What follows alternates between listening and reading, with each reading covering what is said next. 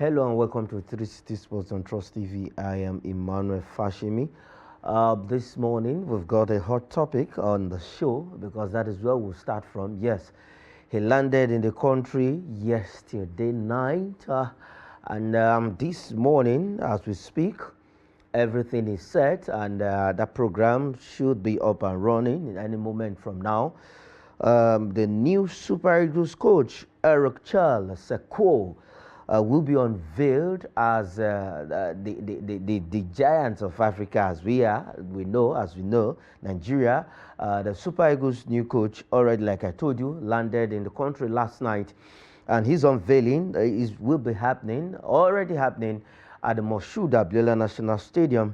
That is the Package A, the media center, and we are looking forward. We'll be getting some. Whatever that is will happen there. We will have to hear from Eric Chelle, the new Super Eagles coach, the plans he has for the country, the plans he has for the team, what he's going to do. He has been given a task to qualify Nigeria for the FIFA 2026 World Cup. That is his first task and his target already. Nigeria has qualified for the African Cup of Nations coming up in Morocco. So, but as it stands right now, the task he's faced with is qualifying Nigeria for the FIFA World Cup. And March the 5th and March the 6th will be played in March. So we just have, let's say, a month in between March the 5th and March the 6th.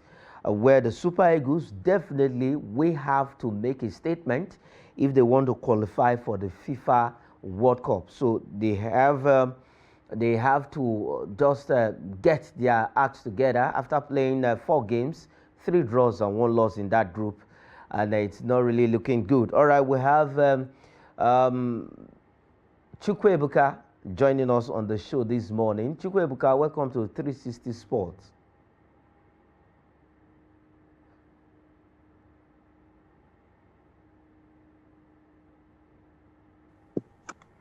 Okay, and not to you, Jerry Omoniyi, joining us on the show this morning. Welcome to 360 Sports. Thank you. Good morning, and thank you so much for having me around this morning. Okay, Jerry, I can see you're looking gloomy. All right, let's begin from the focus this morning on the show, the first story. Eric Chelle, I will start with you, Chukwuebuka. Eric Chelle is already, as we speak, that event has begun at the Moshood Abiola National Stadium, where his unveiling is taking place. And first, let's start this way. What are your expectations from Eric Chelle as the new Super Eagles coach?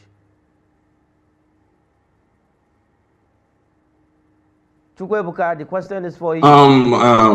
From what we have from the I can hear you. From the stats we had of him, I think we expect him to. Okay, you have to work on your audio from your end. Jerry, let me come to you, Jerry. For Eric Chelle, we know on paper, if we want to look at Eric Chelle's... Hello, okay. Chukwuebuka, can you hear me now?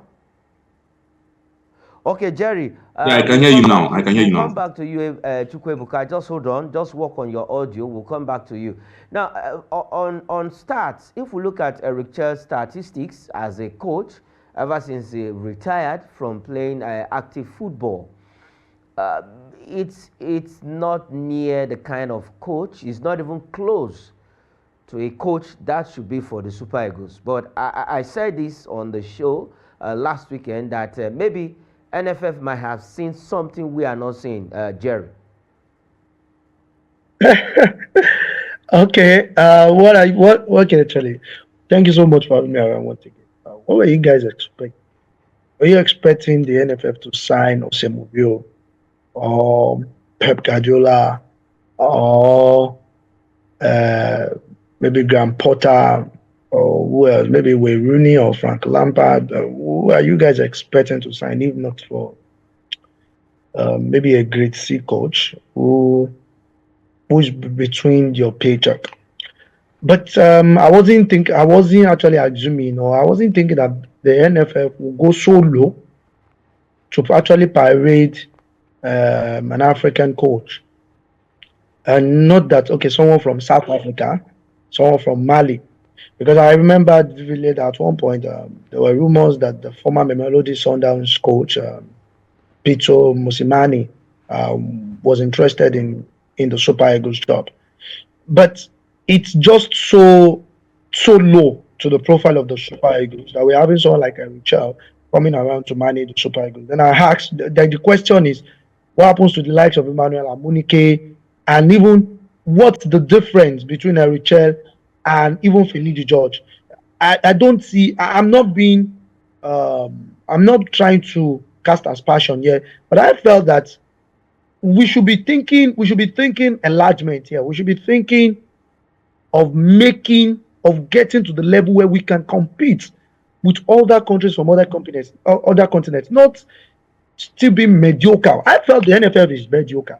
I don't want to just, but I felt they are too mediocre, because let's forget the fact that, okay, let's trust the process and let's believe the best, like the way we used to do. Let's hope and let's keep praying. No, we should always work within the fact and the figures. Super Eagles has become a brand. It's a brand where we have two players that have won the African Footballer of the Year, and you're bringing someone like Eric Chelle to come and manage that team. For me, he doesn't even speak well. I don't see anything reasonable in it. I don't.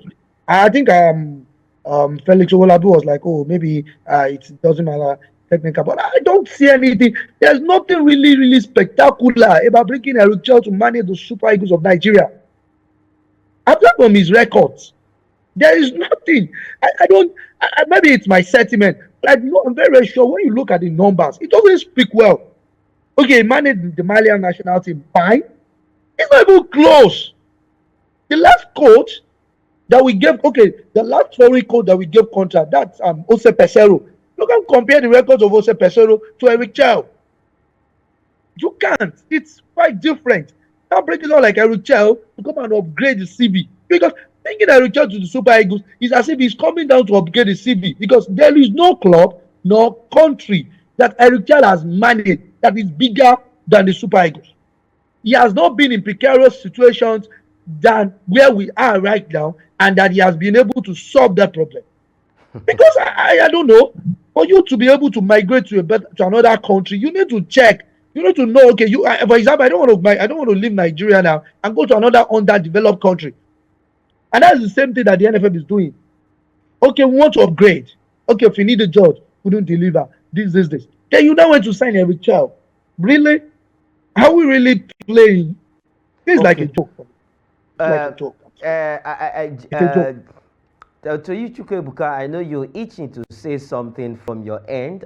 Like I said, from your own point of view, I don't know if you agree with what Jeremiah is saying. Eric Chelle, if we look at the last team he coached, national team, which is Mali, because his last coaching job was with MC Oran of Algeria. That's the club side. He just left, let me say, hours ago before landing in Nigeria last night. And this morning he's unveiling. Now, if we look at Mali is ranked the 50th country in the world. And why the Super Eagles is in the top 40s. Yes, in the top 40s. Now, comparing the Eagles of Mali and the Super Eagles of Nigeria as a team, now, from your own end, Eric Chelle as the Super Eagles coach, Chukwuebuka. For me, I share your sentiments. I share your sentiments, but I think we have to move past that dragging him for now. We have to move past and look at the future and pray that he does well. For me, when he was announced or when he was appointed, I was really disappointed with what the NFF are doing. For me, I think the best man in the country to do this should be Emmanuel Amuneke, judging from what he has done with the under-17 and his antecedents in football. So for me, I think, do we really have any choice? He's been appointed and today he's been unveiled. So I think we should look forward and see how to support him. the 47-year-old, I don't know, with the record I'm seeing, I don't know. Let's just hope that he does well. For me, I just pray he does well. I've looked at him, and there are qualities I see in him, and I hope that if he works on those qualities, I see Super Eagles improving. First of all, he's a kind of coach that likes to give the young players an opportunity, and I believe with the way we are going, we haven't really gotten any. The past few coaches we haven't really invested in our homegrown players, and I hope if he comes, that will be part of his the part of the thing he's going to do. Another thing is the way he plays. He's an attack-minded coach, and I hope with the quality of players we have in our team, I just hope that with the way he played with Mali, because he really did well. He really did well with Mali. Forget all the things that happened. He really did well with Mali. With the way he played with Mali, the attacking football they play, I think the Super Eagles present a very big opportunity for him with the stars we have, Osimhen, Ademola Lookman, Chukwueze, and the likes. And another thing I see in him is the tactical flexibility he has. He's the kind of coach that uses the 4-2-3-1 very popularly, like he did with NC Oran. And with the quality of players we have and the players we have in Super Eagles, I think he can work with them. He can really work with them. And he's a disciplinarian. He's a disciplinarian. From what I've heard, what I have researched about him and what he did in Mali. Remember, there was something significant he did at the 2023 AFCON. The 2023 AFCON, when he had to bench Bissouma, who was like the biggest boy in the team. He was feeling too big for the team, but he had to bench that guy, and we saw where he got to. He got to the quarterfinals, only just few minutes away from making the semi-final, and he lost to the team that won the AFCON. So, and from his reaction after that game, you saw he's a man that was really ready to take that team to the semi-final. He couldn't believe it. That was when we saw the video of his assistant pouring water on his head, and I just pray, I just hope, because this is not for me personally. It's not my choice, and we don't have any other option than to support him. I just want to support him, and I hope he does well. The most important thing now for the most important thing for us is to support him. The same thing NFF president and also President Ahmed Bola Tinubu said about him, that Nigerians should just give Eric Chelle is that World Cup qualifying. Okay. Jerry, quickly before we'll move on to the next story, because we are looking at this, because this is the topic that is on the burner on the lips of every footballer of a Nigerian, the Super Eagles coach, Eric Chelle. Now, Jerry, if we look at this whole scenario, NFF, sometimes before this coach was unveiled, we heard what the NFF president said just hours to when this name popped up. He actually granted an interview from the Glass House and saying Nigeria will get a new coach and what have you. But mine is, how do they arrive at Eric Chelle? Because I always say I'm not a member of the technical committee of the NFF. Now, the point that Eric Chelle is coming in, I know these players, they are professionals, they are big boys in quotes. They understand what to do any day, anytime they step onto the pitch of play. But I think we should have allowed, that is what I'm thinking though, we should have allowed Austin Ugwevon to just see how these qualifiers either will qualify or not.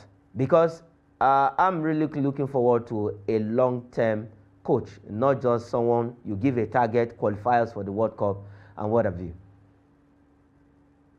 Okay, thank you very much. Let me start firstly with the way the NFF appoints coaches. If you look at the way NFF appoints coaches, sometimes it doesn't look straightforward. It always have this hanky-panky, loose ends and the rest. And that's why I always say that any coach, any serious-minded coach, to be able to survive or to work with any club, he's been appointed to work. But the problem we are having in the Super Eagles or in the NFF that the NFF doesn't give that liberty for any coach to work. Most times you always see every cabals coming around, poking their noses and their mouth into some things, and sometimes limit some of these coaches from doing their job. Now, to now talk about this contract thing, I still believe that okay, we are at the verge of missing another World Cup. If care is not taken, if we are not serious with it. AFCON has been sorted. Now, World Cup. If Eric Chelle fails to progress or to get us the World Cup qualification ticket, are we still going to keep him there? Because I think because what if a country wants to get something better in developing their sport, we need to also look at the futuristic plan. What is the future plan of having Eric Chelle as the coach of the Super Eagles? Is it there for 6 months? Obviously, if a coach is there for 1 month for a national team duty that they don't play regularly, we know that we are not building anything. We already know that's a joke already. That's why I don't know. I felt that it's very, very important for us to. It's very, very important for the NFF, not me. I'm not in the NFF technical committee. And like you said, that how they appoint their coaches, nobody knows. It's just like a dark web. You just hear this morning. It was never even in the radar of the coaches that the NFF were even speculating. So I don't know. I don't know how it came. It's just as if when you went to buy cars somewhere in one neighboring African country and just pass through back door. The way Pesoro came through back door and you just heard that they said it was referred by Jose Mourinho, and that's just the way I see this Eric Chelle deal. Because if you say you want to sign a coach, there must be a lot of speculation. There must be I know, but there's not even secretive. It's not that Eric Chelle is one of the is like Pep Guardiola. Even if you want to sign Pep Guardiola, there will still even be conversations around it. So what's that? Most times anything about anything, any appointment you are doing that you are doing it that you are being secretive about, you go and check that appointment. It's very shady. Go and check it. About 75% of appointments that you don't know that over the night, like Labandia Zone, that you just hear over the night that we've just signed somebody. Go and check that appointment. There is something fishy about the appointment. Because there's nothing bad in saying, okay, we want to appoint this coach. We've reached out to this coach. We had this agreement. We are giving him 2-year deal. He's going to stay here. Even if he doesn't progress to the World Cup, he's still going to be in charge of the team to sustain and to develop the team. Okay. And I'm scared they might actually put the blame of the past coaches upon Eric Chelle if he fails to qualify for it. All right. We see how the whole drama unfolds with Eric Chelle, the Super Eagles, the World Cup qualifiers and what have you. Osimhen say yes, they know what to do. Is for them to get onto the pitch of play and just play. We will still come back to that story. Let's move to this particular story. Chukwuebuka, will come to your end. Yes, anybody exit from the Confederations Cup is actually staring the face of Enyimba after they blew away the chance of at least having a firm grip, or at least putting their foot on the ground in that group, that is in Group C of the CAF Confederations Cup group stage. It was 1-1 against Al Masry of Egypt. It ended 1-1 at the Godswill Akpabio Stadium yesterday, where Enyimba was looking for all 3 points if they are to progress. As it stands right now, it looks really dicey for Enyimba. It's going to take a miracle for Enyimba to qualify to the next round of the CAF Confederations Cup. Chukwuebuka.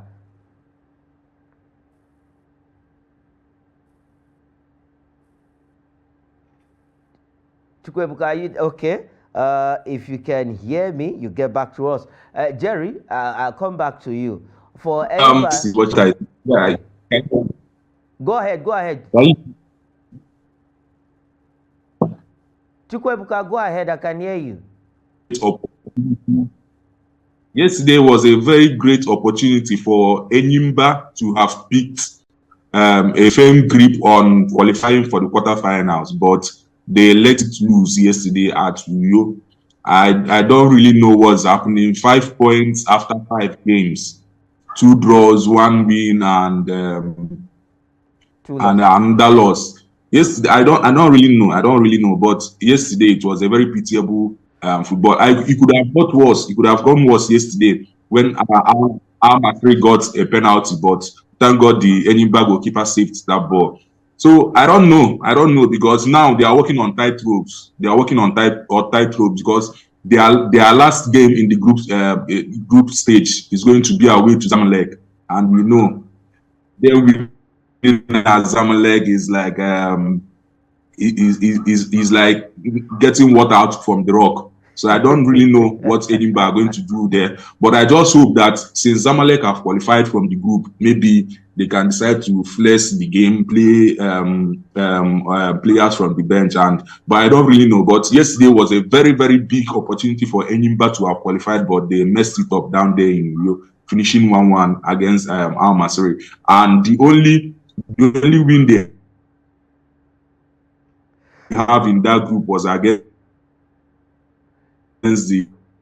Okay, we are having signal issues from your hand, Chikwebuka. The bottom boys in that group. Enyimba, they are working on tight ropes, and I don't see them in us. Okay, you know, okay, let's see. Jerry, I'm just laughing while Chikwebuka is talking.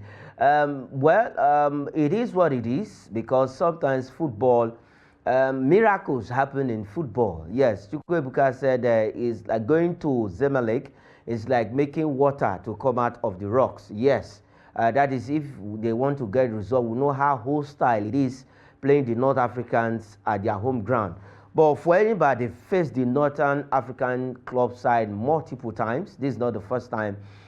When they did the unthinkable in 2003 and 2004 back to back, they all did that that magic, that wonders against the North African teams, Ismaili of Egypt and also ES Tunis of Tunisia. Then when they lifted the CAF Champions League. But now, looking at Enyimba, looking at the whole scenario of Enyimba from Group C, really walking a tightrope in that group, can they get any result out of that game against Zamalek of Egypt, who are already through? They cannot get results from that game. Don't give yourself high hopes. It's not going to. It cannot work. I'm not being pessimistic. I don't know. Like you said, we so much trust so many miraculous, sorry, that most times we believe that Nigerian clubs can go to Maghreb areas and go and pick maximum points. These are dreams or fairy tales that don't really come true. And aside from that, Amasho will be at home playing Blackpool. Amasho is in the second position.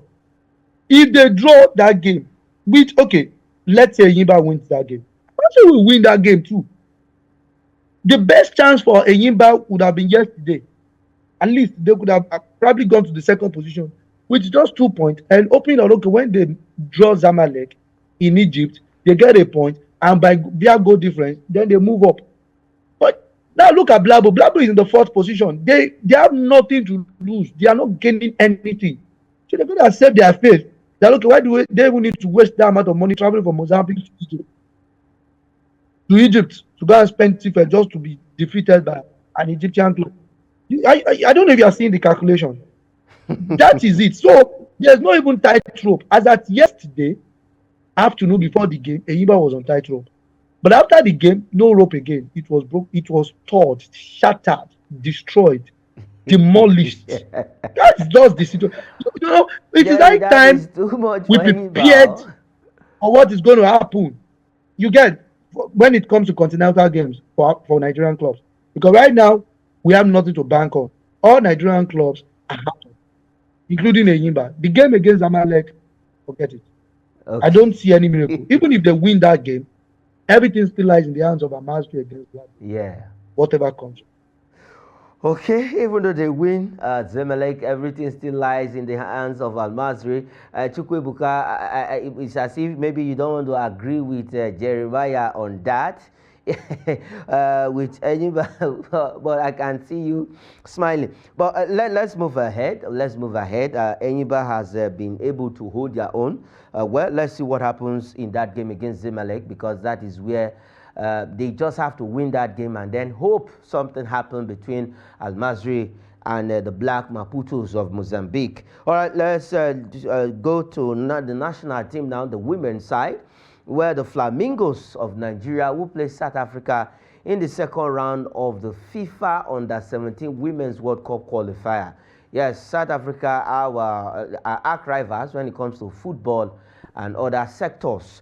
Now, Chukwebuka, for Nigerian girls, the young girls will be facing South African side, and it looks good that the Flamingos definitely would take this one, take the day at the end of that qualifiers. But you know, football at times just give you that surprise you never expected. From the draws we have, the Flamingos, they were given an express pass to the second round, which shows for this one we are the favorites. For me, we are the favorites. South Africa, we are able to qualify to the second round due to age restriction. Gabon couldn't meet the age restriction, so they had to cancel the second leg of the first round, and they are now in the second round to meet the Flamingos, which will happen in March. So for me, I don't even panic. I just hope that the ladies will do well to get to the 2025 Under-17 Women's World Cup happening in Morocco later this year in October. So I just wish them well. I know they can beat South Africa. They can do that. So if we're able to beat South Africa, we'll move to the third round, which is going to happen between either Guinea versus Botswana or Tunisia versus Algeria.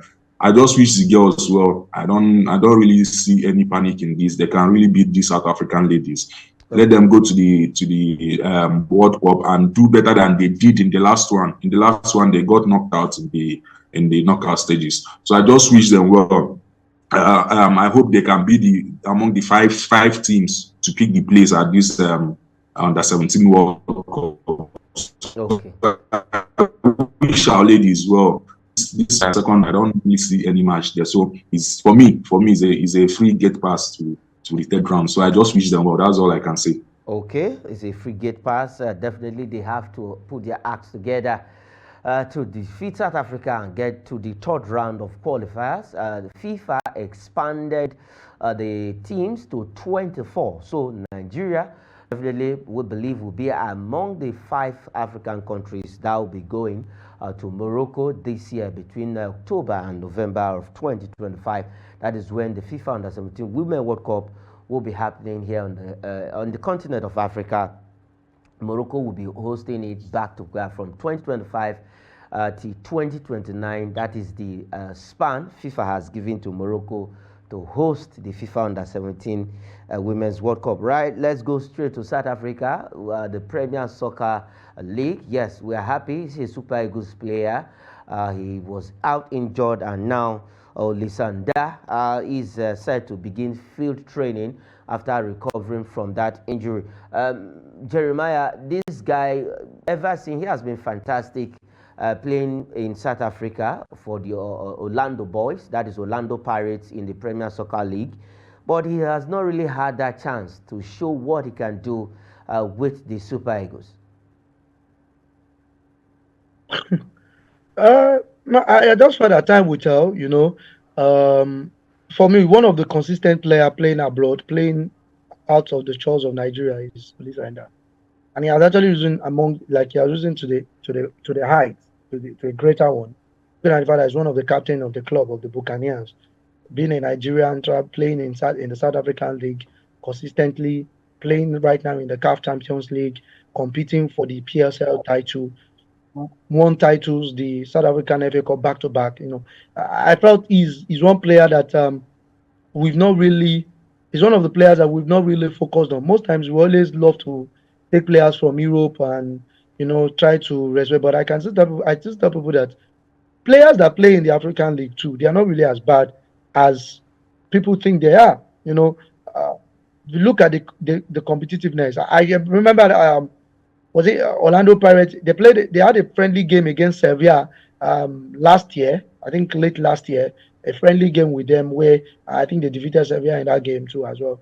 And Louisiana played in that game. So if you look at some African countries, they are even better than some European leagues, some Eastern European leagues because of the competitiveness they have there, the structure, the wages, the lifestyle, and the kind of technicality some of these clubs actually have. You look at clubs like Mamelodi Sundowns, Orlando Pirates, and so now if you have a player like that who is active, who is consistent, there are some games that you don't. Some players even in Europe that they are so busy and they can't come around to play. Players like Olisa and that can fit into that profile. And I'm so excited with the fact that Austin Eguafon called him the last time before he went on injury, and he was able to come on board, I think, against Benin Republic. And he's fantastic. The last time he had that kind of performance was during the AFCON. And it was also Austin Eguafon that called him there, where we played in Cameroon. Then he was still even very young, but now he has grown better. The young player, he has actually grown, experience is there for him, leading a team like Orlando Pirates, consistent in and out, I think there's nothing bad in being invited. If we can invite the goalkeeper from KZR Chief, I'm talking about Sterling Nwabali, and he has been able to prove beyond doubt that he's man up and like is top enough to take up responsibility. I think calling someone like Olisa in that is better than even bringing a player from the 4th division in the English Premier in the English. I think it's better. Okay, for Olisanda, now Chukwebuka, I will take you on this before we move to the next story. For Olisanda, I believe the Chan Nations Cup is also meant for players who are playing their various leagues of the continent of Africa, and South Africa is an African, so I wonder why he can't get that invite to play in the Chan Eagles. But that is the first question. If you look at the Super Eagles defense, what we have now, do you think Olisanda can hold his own? Truce Akon, Kevin Bassey, and the rest. For me, your first question, I think the reason why he will not make it to the Chan is because he has been out for a long time. He got injured in September when they were playing Polokwane City back then in September.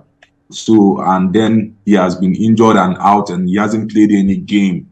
And now we are in January, and the Chan is starting in February, 1st of February. So, for me, if he doesn't get to be picked, I don't really see any big deal like that because he has been injured and out. But that doesn't mean he doesn't have the quality. He has every quality to play in that team, both in the Chan team and in the Super Eagles. Now, getting to your second question, why not?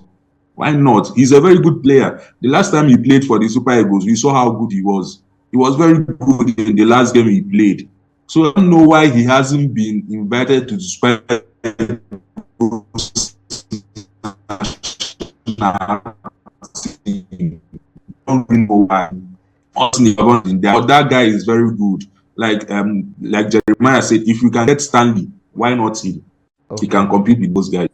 Okay, if we can get Stanley Nwabali, okay, for Chippa United. That is one of the revelations that Jose Pizarro. Thank you, Jose Pizarro from 3 City Sports, bringing in Stanley Nwabali for us at least to replace Ikeshurumo, Enyama, and Co. At least good one for that one. Okay, let's quickly look at the women's transfer. Just as we are having the NPFL transfer, the mid-season transfer, also the Nigerian Women's Football League is also involved in transfer, though the league has not kicked off the 2024-2025 season. And one team is ready, is just ready to do battle. They want to follow the footsteps of their male counterpart.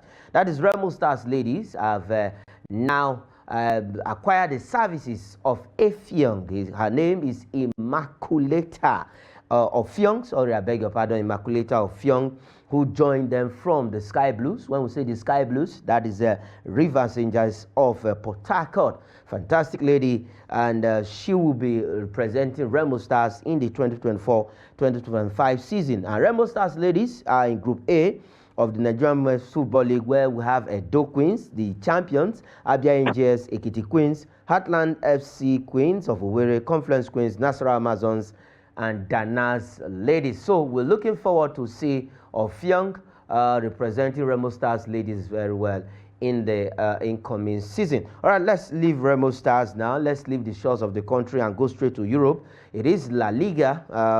There were some games over the weekend in La Liga. Let's have the results of those games played. Rayo Valenciano defeated Celta Vigo 2-1. Deportivo Alaves lost to Girona home 1-0, and Real Valladolid 1-0 against Real Betis. Espanyol 1-1 Leganes against Leganes. Sevilla 1, Valencia 1. The two struggling teams in La Liga this season. Las Palmas lost to Getafe 2-1, and Atletico Madrid fought hard to a 1-0 victory over Osasuna in the matches played over the weekend. Chukwuebuka, I will still stay with you for La Liga. There were good games over the weekend, and we saw how interesting and fantastic those games were. And for the leaders, right now, they are at the top of the table, barring when the other two teams will play. That is Atletico Madrid beating Osasuna 1-0 in a very hard victory.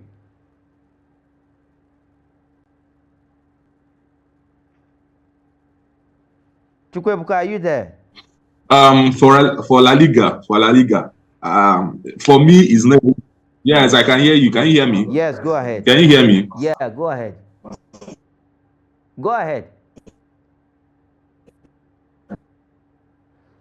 Okay, Chukwuebuka, if you can hear me. Okay, let's have the result before we continue with Chukwuebuka. Let's have the. It's not. Hello. Let's look at it. Let's have Can the table. you hear me now? Let's have the table quickly. Let's run over the table. Atletico Madrid, like I said, have 44 points. Then Real Madrid is second with 43 points.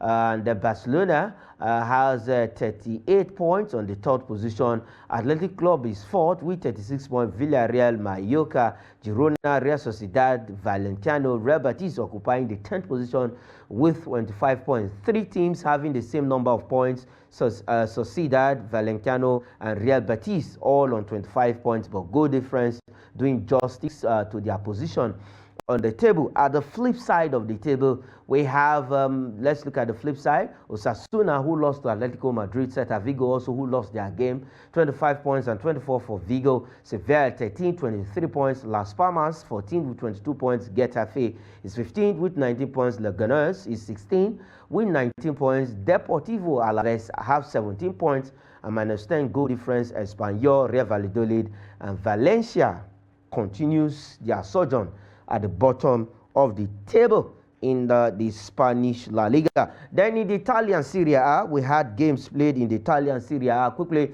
let's look at the result of the Italian Serie A before we go straight to the FA Cup in England. I know Jerry is happy. He's a happy man this morning because his team won yesterday evening. Lazio and Como played a 1-1 draw. Como 1907. Empoli won. Lecce 3. Udinese and Atalanta shared the spoils. A goalless draw in that game. Torino and Juventus also playing a goalless draw. Vlahovic getting that equalizer for Juventus. AC Milan and Cagliari played a 1-1 draw. Genoa 1-0 against Parma. Venezia suffered a 1-0 defeat in the hands of Inter Milan. And Bologna and AS Roman playing a 2-2 draw. Napoli extended their lead at the top of the table, beating Hellas Verona with Anguissa, beautiful goal in that particular game. Anguissa of Cameroon. All right, let's look at the Italian Serie A table quickly. We have Napoli, like I said, extending their lead at the top right now with 47 points. Inter following with 43 points. Second, Atalanta, a team that was topping the table previously. Now they are 5 points adrift of leaders Napoli. They have 42 points. Lazio fourth with 36 points. Juventus, Fiorentina, Bologna, 5th, 6th, and 7th. AC Milan is 8th with 28 points. Udinese 9th with 26 points. And AS Roma is 10th with 24 points. The flip side of the table, quickly, we have Genoa, Torino, Lecce, and then Empoli has 20 points. Como 19 points, Parma 19 points, Hellas Verona 19 points. We have Cagliari on the 18th with 18 points, and then after 20 games, Venezia is on the 19th with 14 points, and Monza remains at the bottom of the table. Let's have the FA Cup third round results on the screen. I will start with you, Jeremiah. Actually listening to you, you were all smile and you were happy for your team, but good one with that game. Arsenal at the Emirates Stadium, after a 1-1 draw from the 70th minute, going straight to the penalty shootout, and Antala Bayinda did so well. Jerry, react to that quickly. You know, if you want me to react to that, that means we are going to spend the whole day. But quickly, I think it just shows the fact that Amorim has been able to understand his team better, his players, and the players also they are quite understanding the tactics of the Portuguese gaffer. You know, the way they played yesterday was quite better. You know, there was a lot of resilience. The Manchester United of before would have conceded 3 goals from several set pieces that Arsenal threw towards them. You know, it was quite better. They've developed better, upgraded better. You know, the lights were perfect. I see Maguire was top notch. You know, was able to manage the defense. That's why I thought that they got 2 yellow cards from the first half. You know, the defense was better. Kobe Mino was able to control the midfield. That's why the fact that they had technical players like Jorginho and Menuno in that same midfield, like himself. You know, and you now look at it. If you understand that the way Amorim is already building, he's already shaping his team. You know, look at it, the likes of Christian Eriksen, the likes of Casemiro. You know, some of these guys were not in that game yesterday because he knows what he wants, and he's already building towards that light. Garnacho was able to prove that okay, Manchester United can go better without Marcus Rashford in that team. You know, but Arsenal were not fluke yesterday. You know, that's one standing word I know for sure, because a team that could have actually put in 26 shot attempts on goal, that wasn't fluke. They were just quite unfortunate. They were very unfortunate yesterday. Chances. I think the hallmark of the game is Martin Odegaard missing that penalty. I think by Atala coming around, saving that penalty. That's why Father he lost. He considered 3 goals to Tottenham about some weeks back. You know, coming back again, doing that. I think for me it's just quite perfect. It's like it shows that he has grown, and that's a good competition for Andrew Onana right now because of what he was able to do. He saved 3 goal scoring chances from Arsenal yesterday. Okay, Jerry, I will come to that. Let's have the result back on the screen quickly. Let's just flip over some of the result. Wycombe beat Portsmouth 2-0. Aston Villa 2-1 against West Ham United. Birmingham City 2-1 against Lincoln City. Bristol lost to Wolverhampton Wanderers 2-1. Middlesbrough also lost to Blackburn 1-0. Liverpool hammered Accrington Stanley 4-0. Leicester City trashed Queen's Park Rangers 6-2. And then the last result at the bottom, Southampton finally getting a win against Swansea City 3-0. In those particular results, you can just look at the result. Now, let's go straight to the 4th round draw of the FA Cup. We have the 4th round draw of the FA Cup. Manchester United would be playing Leicester City. Leeds United against Millwall or Denham, who have a replay. Brighton against Chelsea. Preston or Charlton will take on Wycombe. Exeter City against Nottingham Forest. Coventry will play Ipswich Town. Blackburn Rovers Wolves, Mansfield against Wigan or Fulham. Birmingham City will take on Newcastle United. Liverpool plays Plymouth. Everton against Bournemouth. Aston Villa will battle Tottenham Hotspur. Southampton against Burnley. Linton Orient or Derby County. Whoever wins the replay there are some games today. Whoever wins that game will play Manchester City. Doncaster Rovers against Crystal Palace, and Stoke City entertains Cardiff City in the 4th round draw. Now, the Spanish Super Cup final, Chukwuebuka, it was a laughing one Real Madrid were trashed 5-2 in Saudi Arabia, where the Barcelona boys, Lamine Yamal, Lewandowski, and co. putting their names on the score sheet after Kylian Mbappe gave Real Madrid an early lead. It was a shameful outing for the White Angels.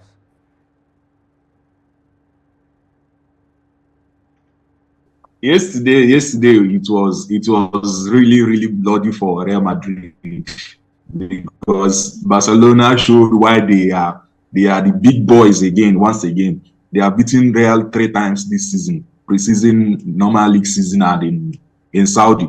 So yesterday in Saudi, it was really an explosive game. That's the kind of game we wanted to see, but I believe that's not the kind of game Madrid fans wanted to see. The first goal came from Kylian Mbappe, and it was a very good solo goal from Mbappe. And this season he has scored 14 goals already, which is very bad given the criticism he has been getting. And from there we saw Yamal doing his thing. 20 goal contribution already this season. Okay. 2 this year already, 2025. He came out to say that this year he improved on his goals contribution, and he has already done that. So good one for Barcelona. They really pressed Madrid. Like yesterday, I was even wondering, is this a friendly match or a final? Okay. Can you hear me?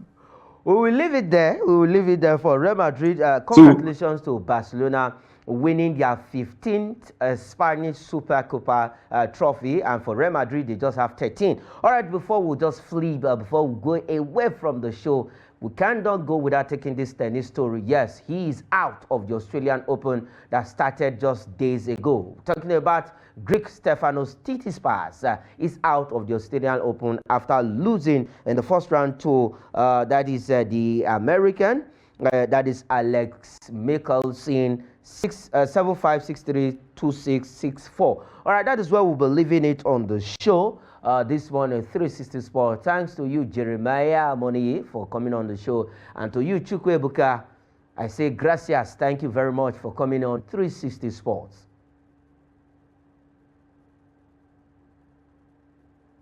Okay, that is it on the program. I am Unveils. Say thanks for watching.